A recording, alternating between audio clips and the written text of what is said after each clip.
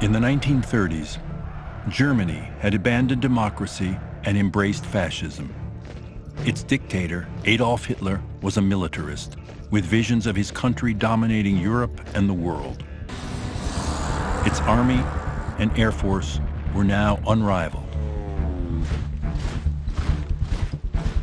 Many in the US government and the military believed that war with Nazi Germany was inevitable. But most Americans wanted nothing to do with another ground war in Europe. World War I had been a war of soldiers with rifles and artillery fighting for inches and dying in waves. I mean, we turned large areas of France into slaughter yards with trench warfare. And the futility of that trench warfare, guys climbing out of those trenches, going over the top, going into those barbed wire jungles and getting slaughtered, just catastrophic. But there were people in the American military who saw the airplane as a way to change the bloody calculus of war.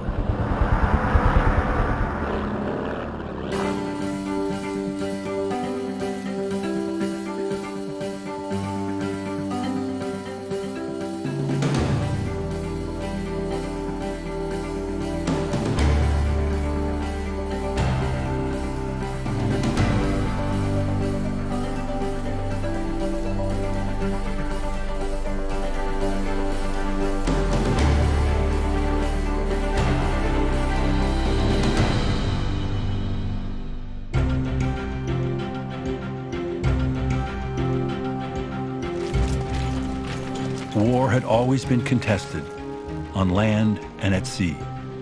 But by the 1930s, it was clear that the airplane was going to change that forever. Modern warfare will be fought as much in the air as on the ground. Well, the Americans are going to develop a new form of warfare. And that's what it was, a new form of warfare. And the idea was, why don't we develop an air force that can obviate the necessity for ground warfare? Will fly over the standing armies to the industrial targets inside enemy territory and immobilize the war machine that makes warfare possible. So it's a very different way of fighting a war. Now, what they had was a theory, and they needed a delivering instrument. The Boeing Company had been designing just such a plane, the B-17. It was the first four-engine bomber capable of penetrating deep into enemy territory and returning. The B-17 was a miracle plane as far as the Air Force was concerned. It was faster, it was sturdier, and it had more firepower than anything that the Air Force had envisioned. It's bristling with machine guns. It's about as fast as any fighter at the time. In addition to that, it's a delivering instrument for tremendous numbers of bombs. With war in Europe looming, the Army Air Corps had ordered only 13 B-17s, the plane they called the Flying Fortress. Poland, September 1939. The German foe begins its ruthless march of conquest and sets the stage for World War II. Germany had established a massive military force with troops, tanks, and artillery. And in secret, they had built the Luftwaffe, the first modern air force with some of the most advanced aircraft ever built. The air ministries in London and in Washington were suddenly awakened to the fact, oh my God, are we ready? Are we prepared? So the first shock to the system is actually a defensive shock. Can we get ready?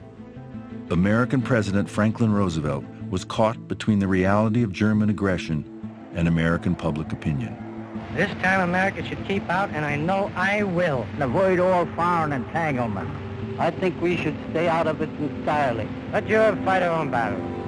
They mean nothing to us. He has a Congress that doesn't want to talk about war, and a public which has said to itself, World War I, that was the war to end all wars. We're not going to go back to war again. But the threat became even more ominous as Germany unleashed its blitzkrieg on Denmark, Norway, Holland, Belgium, and France, and they all fell. leaving only the United Kingdom unconquered. The thing that would really ultimately touched Roosevelt's worldview was the threat that if Britain fell, that the Royal Navy would become a tool for Hitler's imperialism. And if that happened, if Hitler lands 5 divisions on our eastern seaboard, he can go all the way from the Alleghenies to the Rockies. There's nothing we can do to stop them. How is he going to be able to ramp this country up to fight a war that it had never fought before? Mechanized warfare, air power. He has no defense industry. They'd all been dismantled after World War I. The only option he had was to go to American business, the people who knew about production and knew about how you would be able to produce these kinds of new weapons of war, even if they'd never made them before, and to get them involved in the process. I want to make it clear that it is the purpose of the nation to build now with all possible speed every machine, every arsenal, every factory that we need to manufacture our defense material. We must be the great arsenal of democracy. This is what American industry, and particularly the automobile industry and the aviation industry, would become: an arsenal of democracy to arm the Allies and also arm ourselves if war really came. Roosevelt called for America to build 50,000 airplanes. 50,000 American airplanes. People thought he was crazy, 50,000 planes. We only had an air force of 1,200 planes, and we had the 16th largest army in the world, right behind Romania. So we're not ready. Troops are out there training with broomsticks. We have more horses than we have tanks. We're just not ready for this thing. To support the British and to prepare to defend the United States meant that America would wage a war of mass production. A bitterly competitive U.S. aircraft industry with rivals like Boeing, Douglas, and Lockheed would have to build each other's planes to meet the call to arm America and its allies. This was an unprecedented direction for American aviation companies. These were competitors for government contracts, for commercial contracts, but the war effort drew those companies together in ways that really hadn't happened before. Unprecedented cooperation. The orders were so large, 12,000 for the B-17 alone, that it transformed Boeing and all of American aviation from a collection of businesses into an industry. Aircraft, once produced by hand, now rolled off assembly lines. Huge modern factories sprang up across the country. Tens of thousands of workers were recruited, hired, and trained.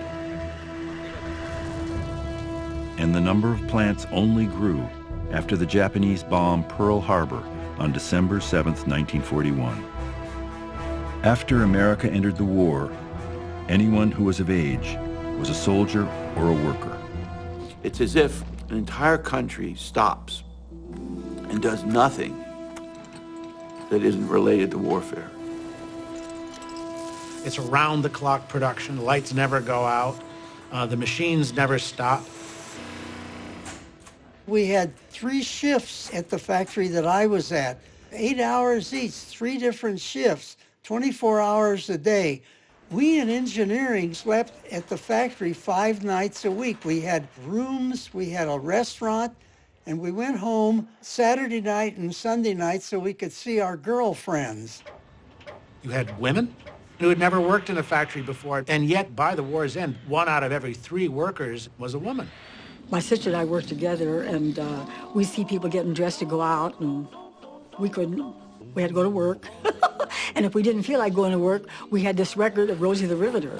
She's making history, working for victory, Rosie the Riveter. And we'd wind that up and play that, and that boosted our morale, so we said, oh, okay, we gotta go. Let's go. We wanted to get in there and be a part of it. It was an incredible situation. The airplanes were coming out 8, 10, 12, 15 every day. But as a lot of them discovered, an industrial plant is a dangerous place.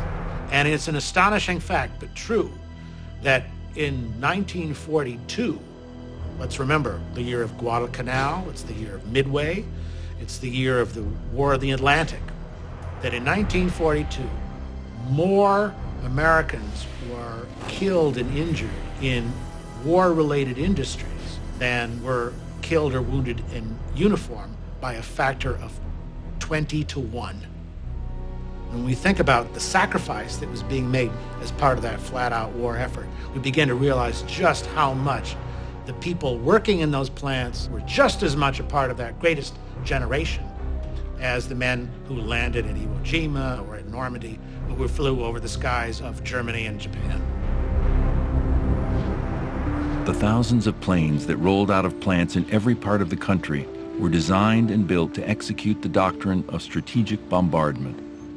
Bomb the enemy's military and industrial base and bring his war machine to a halt. That was the theory.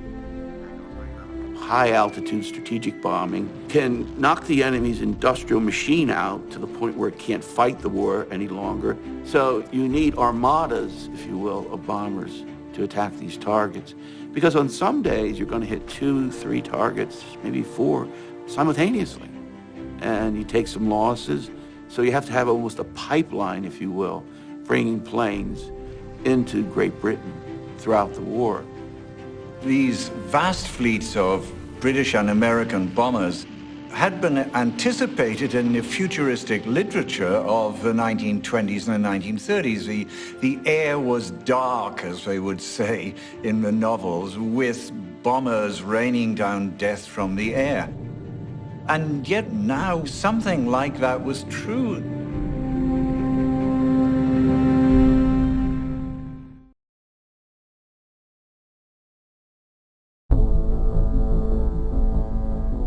It was mid-1942. The U.S. Army Air Forces had arrived en masse in Britain, within range of the German heartland. Huge airfields now dotted the English countryside. Boeing B-17s, the flying fortresses, began to roll in. The B-17 arrival in Europe was met with great acclaim. The Americans showing up finally in 1942 was just great.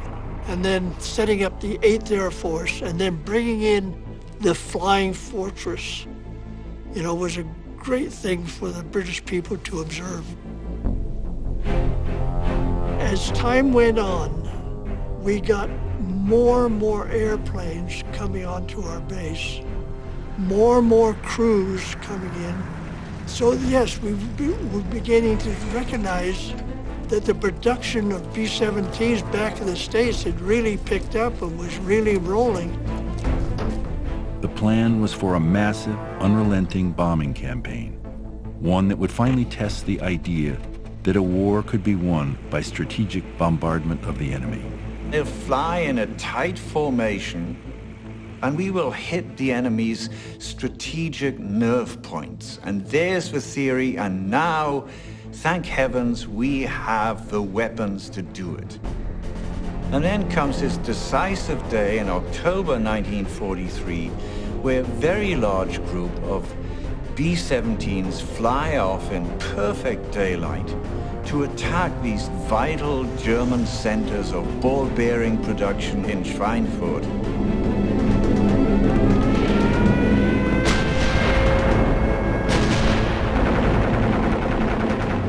They find themselves subject to the most astonishing set of attacks by the Luftwaffe, carefully coordinated with some fighters coming from below, some from above, some from directly ahead, and the result that day is devastating. 60 B-17 bombers wiped out. Schweinfurt was a terrible place to go because there was a ball bearing factory there. Or every moving military vehicle or civilian vehicle rolls on ball bearings. So this target was the most well-defended.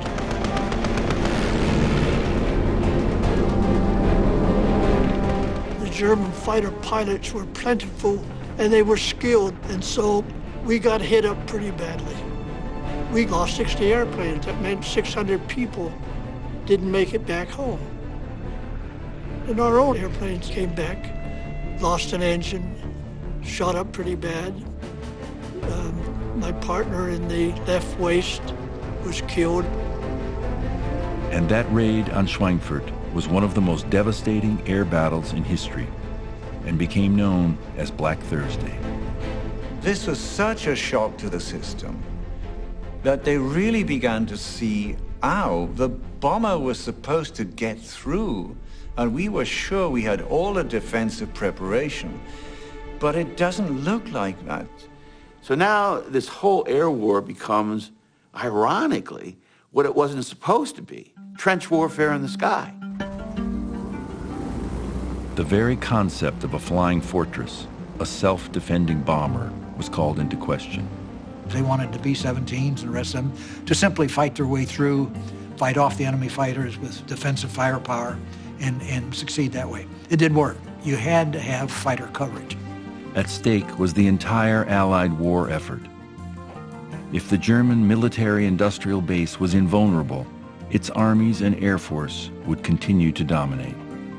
You're not going to be able to actually land on D-Day. You're not going to be able to win the war in Europe, win the war at all, unless you have a long-range escorting fighter. And so they actually pull back for several months while they're scratching their heads. The whole air war is, point, counterpoint, check, counter check. We need to figure out what to do. So in fact, although it's not well known, American strategic bombing of Germany grinds to a halt between late October of 1943 and the beginning of 1944, which is cutting it very late. The solution was a combination of American and British engineering and a bit of luck. Early in the war, the British had turned to North American Aviation's Dutch Kindleberger to build a fighter to challenge the German blitzkrieg. Kindleberger said, I'll tell you what, you give me 100 days, and I will come up with not just a design for you, but I'll build you a prototype. You fly it around and see what you think. And in a record 102 days, North American designed and built what would become the P-51 Mustang, a sleek, highly maneuverable modern fighter, but it had a problem. In their trials, they discover that while it has many wonderful maneuverable capacities and capabilities, it just doesn't seem totally effective over 19,000 feet. And our bombers, and the American bombers especially, are flying at 24,000 feet. So it can't protect them. Therefore, they think it's not going to work. So they actually turn to the most experienced test pilot from Rolls-Royce, and they bring Ronnie Harker down. And the story is quite gorgeous. It's almost a Steven Spielberg movie. But then he says, I've noticed that the front end of this P-51 is about the same length that would take the brand new, ultra-powerful Rolls-Royce 61 engine. So they set out to drop in the Rolls-Royce engine, bolt it up, and then Harker takes it and flies it. And when he comes down, his report is just something that blows your mind. It blows the mind of any aerospace historian. He says, it's still as wonderful and maneuverable as ever, but now with this engine in, I can get it up to 40,000 feet and it can fly 440 miles an hour. I think this one can escort our bombers all the way to Berlin. And the transformation is something which itself is wonderful, the transformation of the balance of power in the air. Hermann Göring, Commander-in-Chief of the Luftwaffe, later remarked, "The day I saw Mustangs over Berlin, I knew the war was lost."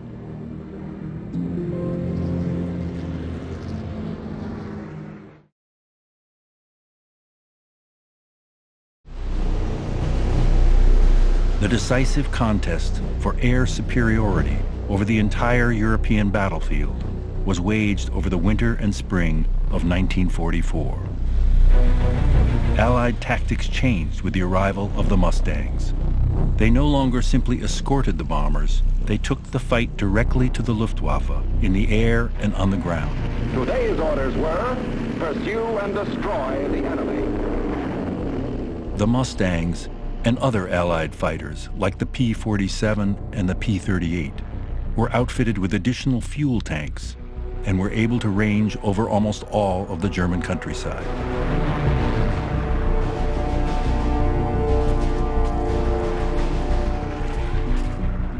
One week in late February 1944 became known as the Big Week. We're about to hit the Nazis for 6 consecutive days and nights. The Allies hope to finally win air superiority over the Luftwaffe. The liberation of Europe was at stake. The Big Week set in motion the siege of Germany from the air that would continue until the end of the war in Europe. The Mustangs plunged into the fight. The Germans closed in.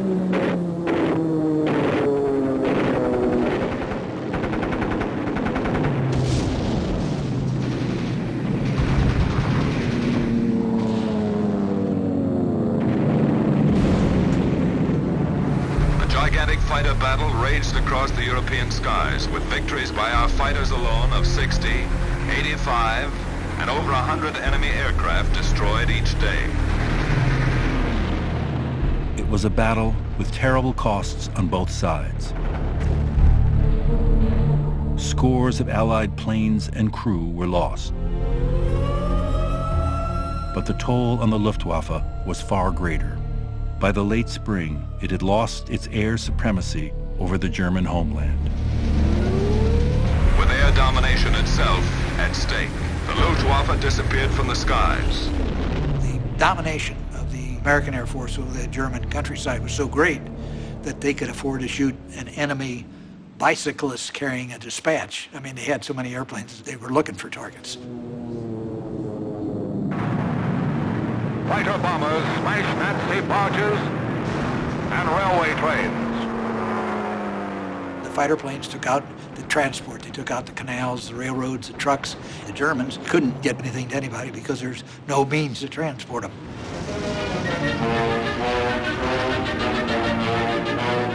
The bombers begin the invasion blow. The Luftwaffe could no longer inflict the devastation on Allied bombers that just months before had brought Allied bombing to a halt. Great air fleets hitting German defenses. Thousands of tons of high explosives rain down. Watch, a road junction is hit.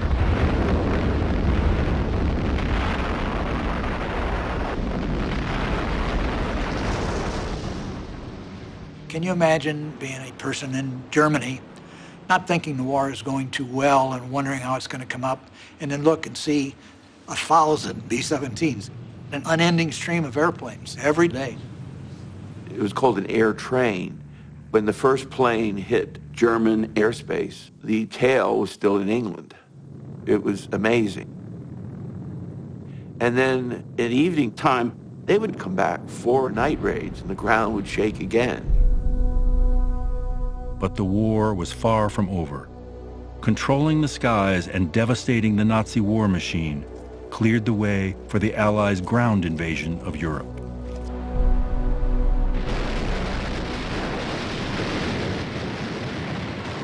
D-Day, June 6, 1944, was the largest Allied military operation of the war. 150,000 men landed on the French beaches at Normandy, and the decisive ground war with Germany began. And on that day, Germany could muster just 319 planes to counter the more than 12,000 Allied aircraft deployed during the invasion.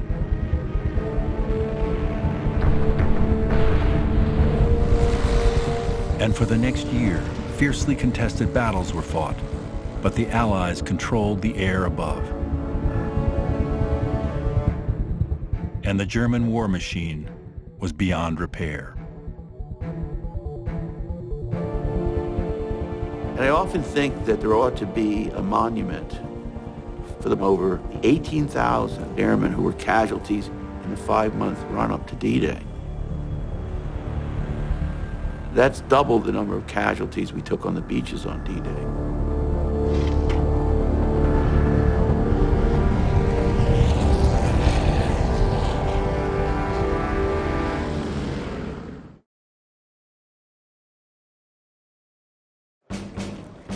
In May 1945, Germany surrendered.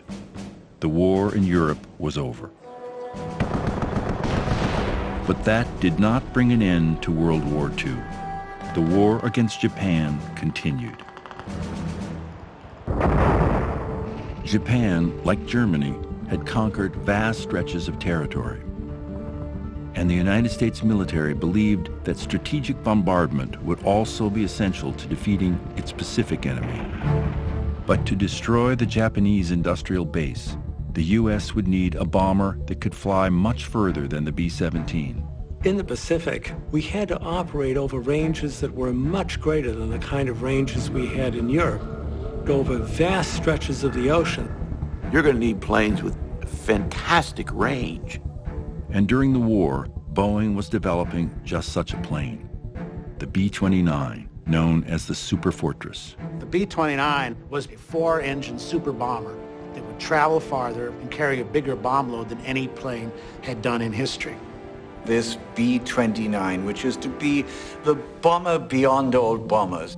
And it's going to be the ultimate war-winning machine if the war goes on. And remember, many planners thought that especially the war against Japan might not finish until 1947. When Japan attacked Pearl Harbor in December 1941, the B-29 was a design on paper. But once America declared war on Japan, the Army Air Forces wanted Boeing to start delivering them within 2 years at a rate of 25 a month. The construction of the factory, the design, the building of the prototype, the testing, and even the manufacturing would have to happen at virtually the same time. The plane was going to have to be mass-produced and flown before the engineers even knew for sure that all of its complicated systems would work. In Wichita, Kansas, the plant that took shape was enormous. Built in the midst of wheat fields in just 18 months, thousands of workers were hired and trained. People had never seen an airplane, quite literally, had never seen an airplane firsthand on the ground, were suddenly building this massive thing which required thousands and thousands of parts and miles of wiring. The B-29 represented a huge step away from the B-17. The B-17 had been unpressurized.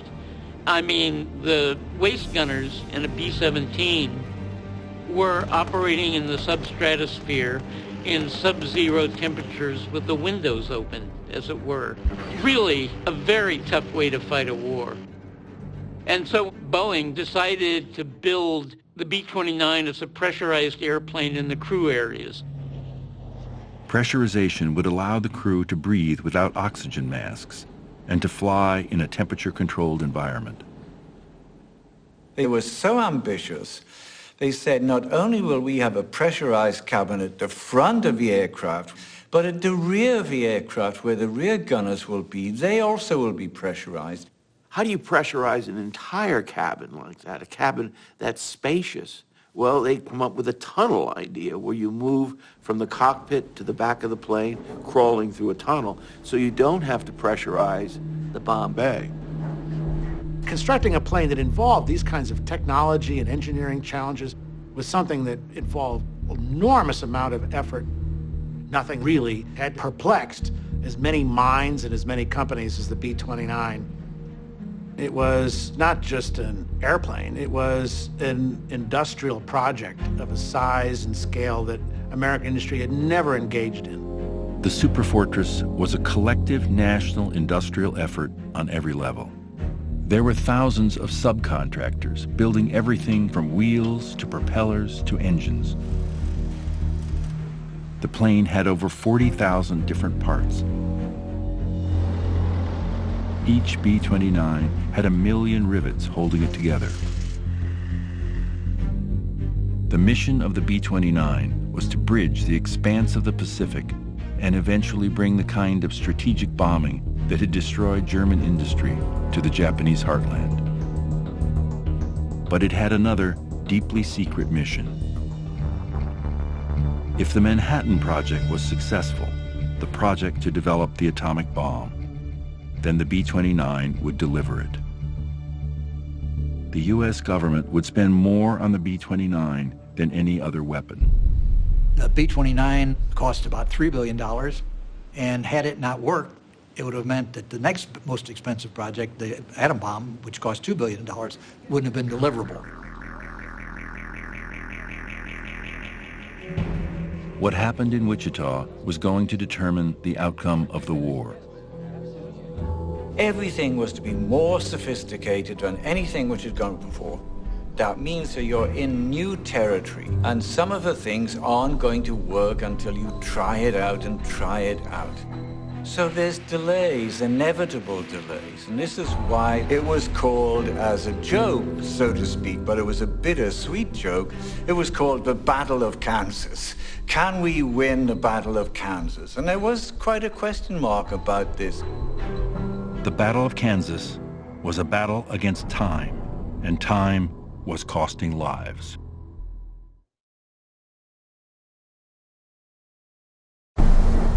In 1943, American forces were taking thousands of casualties as they fought their way island by island across the Pacific.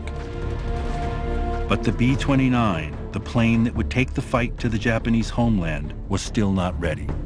It's just a hugely complicated airplane, even for Boeing, which is used to building complicated airplanes.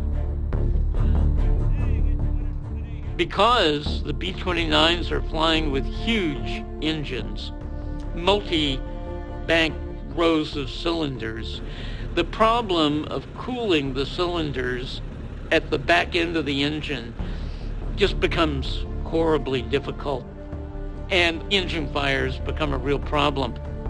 Boeing's most senior test pilot, Eddie Allen, and a 10-man crew died on an early test flight when one of the B-29's engines caught fire.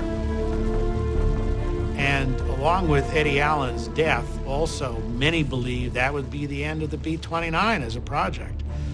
That this was a plane that was unflyable, that this was a plane that had too many problems, was too dangerous to take up into the air, let alone to be sent into combat. Accidents, engine fires, nothing halted the B-29's development and production. The war in the Pacific demanded a superfortress. The head of the Army Air Forces, General Hap Arnold, had staked his career on the B-29 and the idea that Japan could be bombed into surrender. Roosevelt is pressing Arnold, who in turn is pressing Boeing to get the plane on basis by early summer of '44. Hap Arnold was always presented as this lovely, smiling guy, you know, in the photo ops, but he was a tough manager, and he was on people fiercely, and he was on Boeing fiercely. The D-Day in the Pacific is set for June 1944 and is going to be Saipan. There's 3 islands in the Marianas, Saipan, Tinian, and Guam, and we're going to locate bases there to attack Japan. But Arnold wants the bomber before that. He wants to test it out.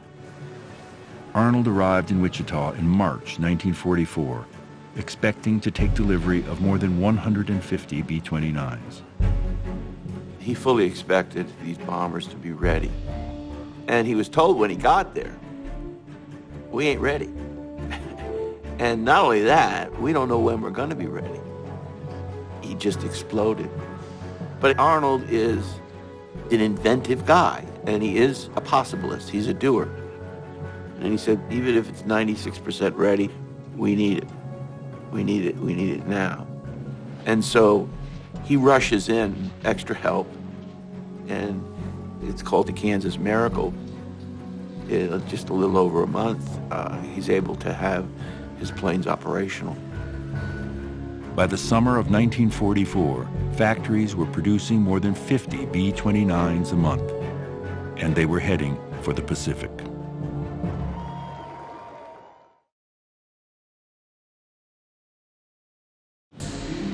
It was just 2.5 years since the Japanese had bombed Pearl Harbor. The superfortresses were arriving in the Pacific theater by the dozens, and then by the hundreds.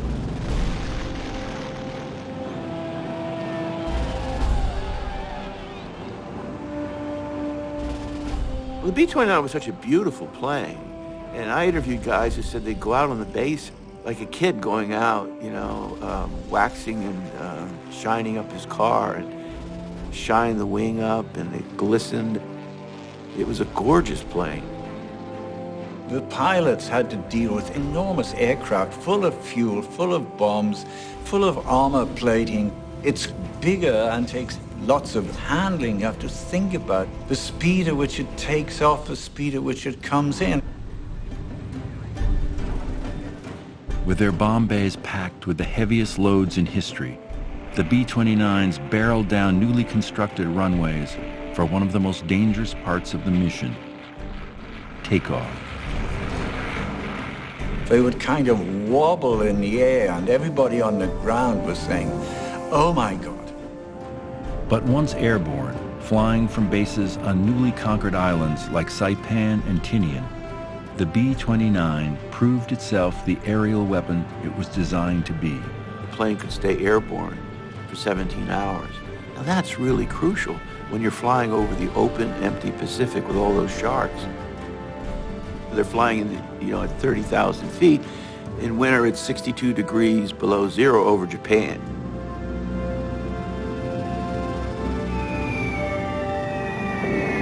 No part of the Japanese Empire is now out of our range. No war factory too remote to feel our bombs. The battle for Japan is now underway with full speed ahead.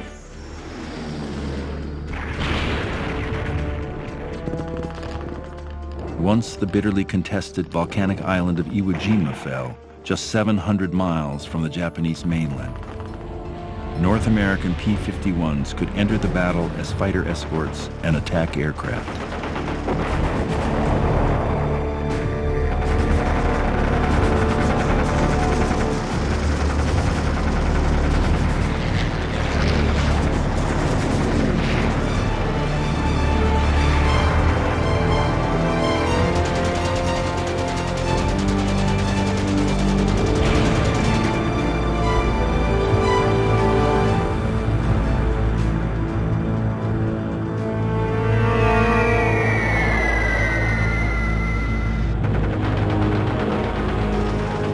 By the spring of 1945, much of the Imperial Air Force was destroyed. And the B-29s were attacking from as little as 5,000 feet, making the bombing more accurate and more devastating.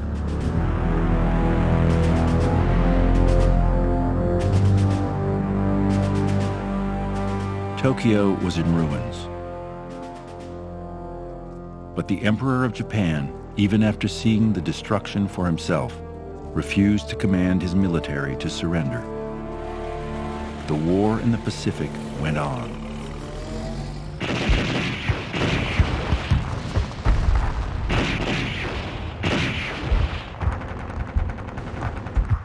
In May and June 1945, the Army had the greatest number of its casualties ever since the Civil War in taking the islands of Okinawa.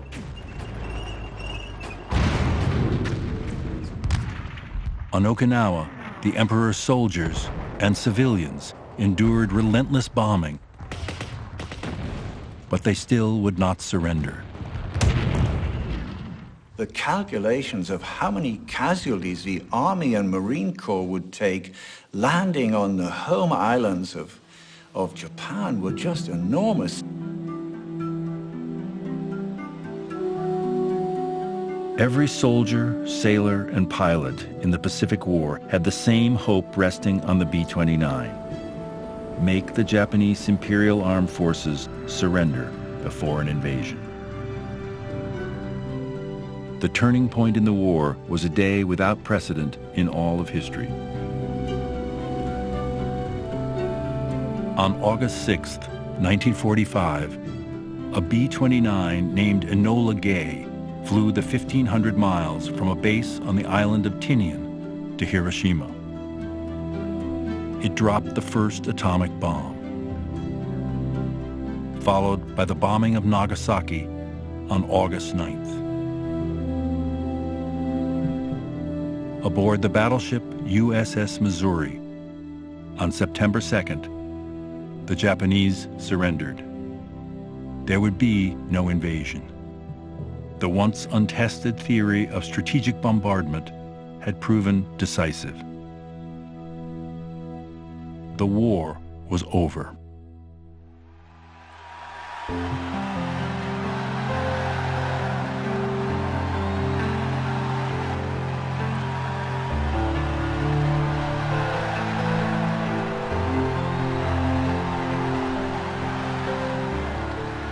But the legacy of World War II was not to be the machines and the weapons that were built to wage it.